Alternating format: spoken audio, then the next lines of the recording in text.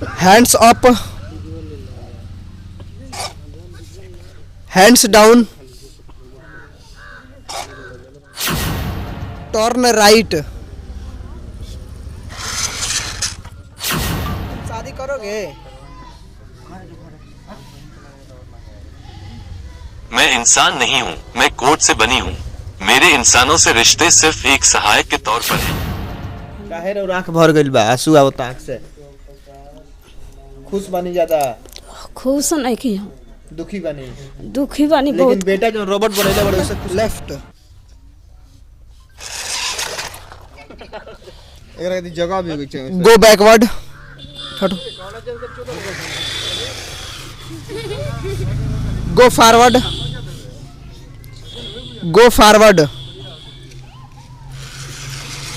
छात्र के द्वारा एक रोबोट तैयार कर गइल बा, जौन रोबोट इशारा पे चलता, जैसे बोले वैसे करी, जौन सवाल पूछे ओकर जवाब दी। फटाफट रोल इन वीडियो को शेयर कर लो। ये वीडियो रवा यूट्यूब फेसबुक देखे के मिली। ऐसे पहले हम ट्रैक्टर बनल रहनी, फिर से ट्रक बनल रहनी, और फिर से हेलीकॉप्टर बनल रहनी। हेलीकॉप्टर भी बनल रहनी? हाँ, 50 फीट हाइट गइल, उसके बाद से तो देखी कि यह रोबोट बावे और युवक के द्वारा बतावल जाई, ओकरा अनुसार जवाब मिली। तब मेरा नाम बताओ। आपका नाम मिस्टर महेंद्र कुशवाहा है। मेरे पापा का नाम बताओ। आपके पिता मिस्टर ओम प्रकाश कुशवाहा है। भारत की राजधानी कहाँ है? भारत की राजधानी नई दिल्ली है। उत्तर प्रदेश के मुख्यमंत्री कौन है? विकिपीडिया के अनुसार वर्तमान मुख्यमंत्री योगी आदित्यनाथ हैं, जो कि 19 मार्च 2017 से इस पद पर आसीन हैं। तुम मुझको नमस्ते बोलो। नमस्ते मिस्टर महेंद्र कुशवाहा। अभी हम लोग कहाँ पे खड़े हैं?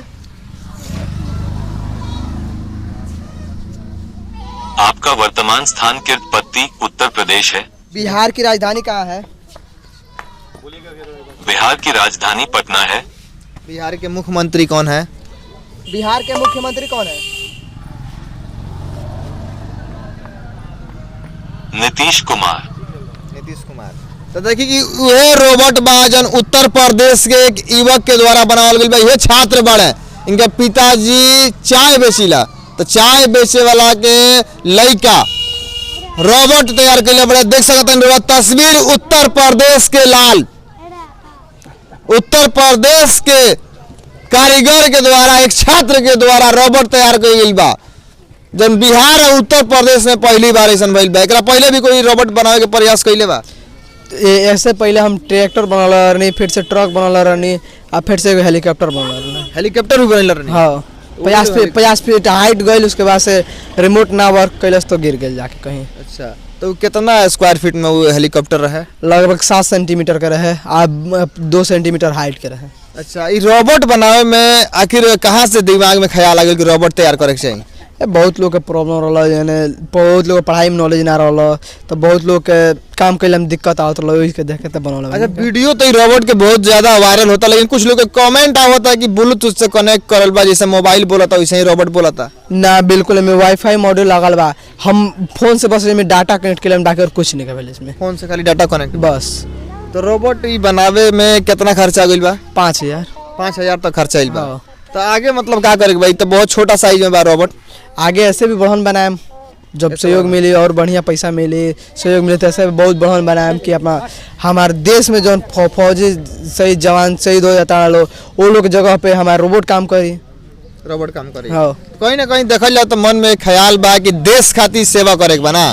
बिल्कुल। लेकिन मजबूरी है था, गरीबी बिल्कुल गरीबी है था ना। बिल्कुल। अच्छा, ये रोबोट के लेके बहुत सारा वीडियो भी वायरल होता, लेकिन कोनो प्रकार के सहयोग सपोर्ट, चाहे वो स्थानीय विधायक होके या सांसद होके, केहू ना, केहू नहीं अभी केहू नहीं। 1 रुपया के?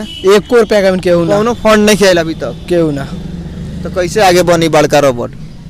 अब जैसे भी बनी, हमारे घर के लोग भी दी तब न बनी, चाहे अन्य बाइली भी लोग दी तब बनी, और ना दी तो ना बनी। बड़का बनावे में कितना खर्चा लगी? लगभग 25-30 हजार से ऊपर रुपया लग जाए। 25-30 हजार रुपया आई कहाँ से?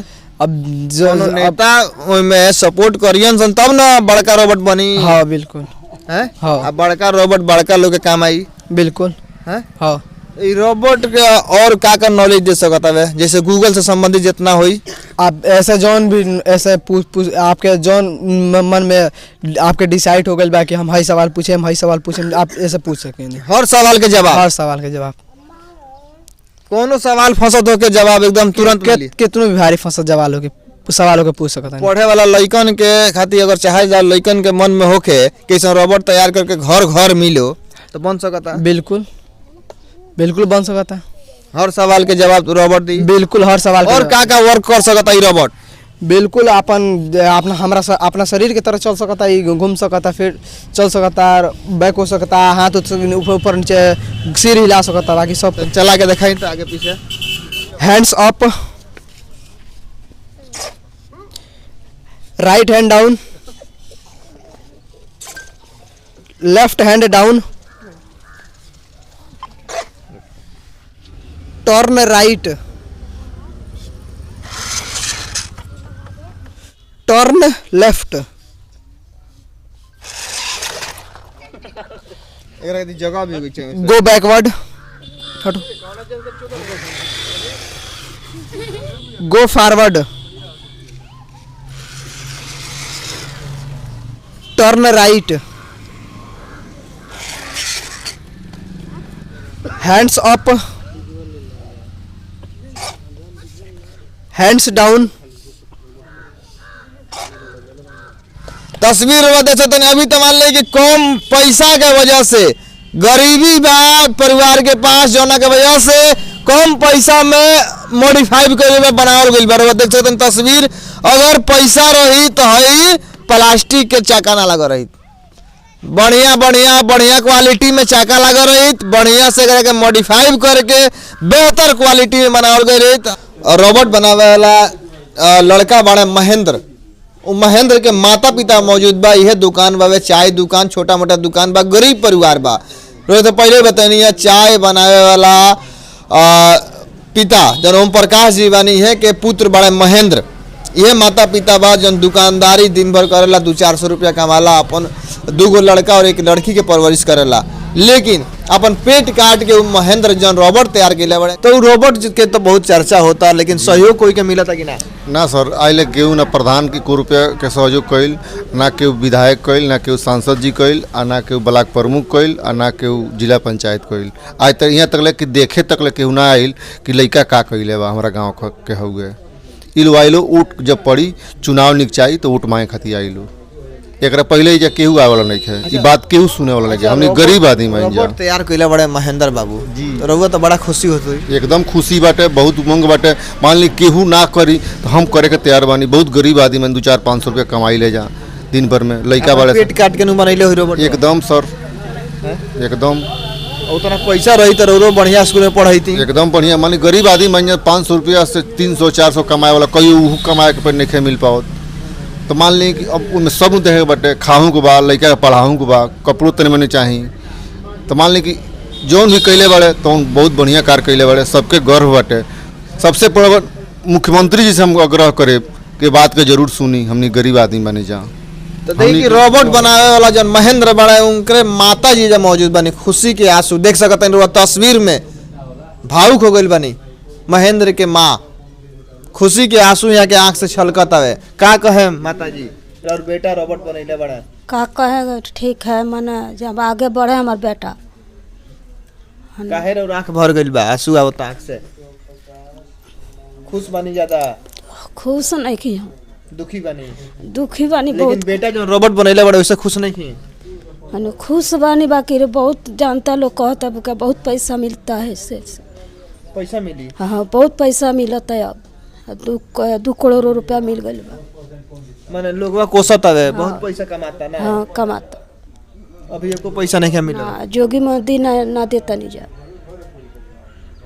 यही बात के दुख बरुआ ना हाँ लोग का कहता हाँ गाँव के लोग कहते हैं इतना इतना लाख रुपया मिल चुका है मीडिया वाली पैसा कमाते यही से दुख लगता ना हाँ अच्छा का कहे हमरा बेटा जो रोबोट बनैले बड़ा लोग तो कहे कि विभिन्न प्रकार के लोग कही लोग के खुश रहम तबो लोग कही, दुख रहम तबो लोग कही, लेकिन लड़का जन निमन काम कइले बड़े का कहे नीमन कैले बड़े हमरा खातिर पाले खातिर उनका हम पाल बनी बार हमके पालत रहे जे हमारे अम्मा बढ़िया रही है, हमारे पापा बढ़िया रही है। पिताजी क्या करीला? चाय के दुकान चलला हमार। चाय के दुकान बा। हाँ अच्छा, चाय बेचे वाला कोनो बात नहीं है, चाय बेचे वाला तो बड़ा प्रधानमंत्री बा ना, तो ओकरा खातिर कोनो छोट काम नहीं है, शर्मिंदा नहीं होए के। लेकिन हई जन बा बड़ा काम के जो आप लोग सोचले बानी, कहीं ना कहीं देश के सेवा करे में तो ई पीछे ना नु हटी। बिल्कुल ना हटी हैं ना। सुरक्षा व्यवस्था में पुख्ता इंतजाम कर दी। बिल्कुल बिल्कुल कर दी है। का कहे के चाहे हर एक युवा हर एक छात्र चाहेला कुछ ना कुछ करे के, तब भी मैं बना सकता लो, में कौन सी बड़ी बात बा। बना सकता लो। बिल्कुल अगर कोई के नॉलेज चाहिए तो बिल्कुल मिल सकता है ऐसे। दे सकता नहीं ना। बिल्कुल।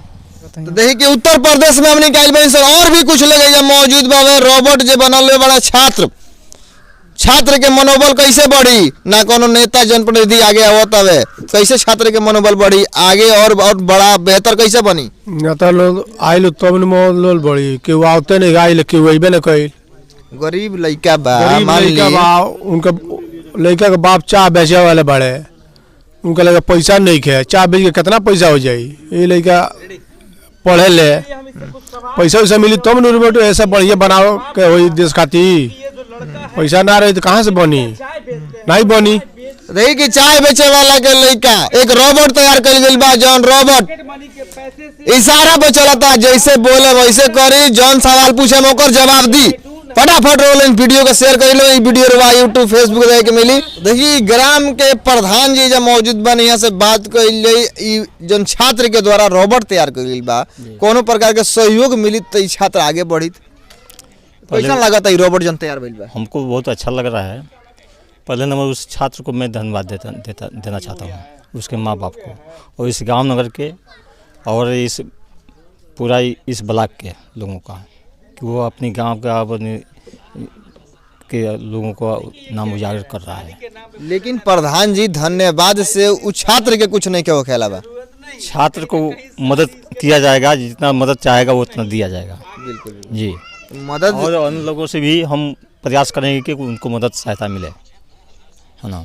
जी। तो देखिए कि और भी कुछ महिला लोग बाबूला से बात कर। चाची एक मिनट रुकी। आई लड़का के द्वारा रोबोट बनावल गइल बा, कैसा लगा था? अच्छा लगता। अच्छा लगा था। हाँ बढ़िया बा। मदद मिले के चाहिए कि नहीं? लड़के बा मिले के चाहिए। मिले के चाहिए नु।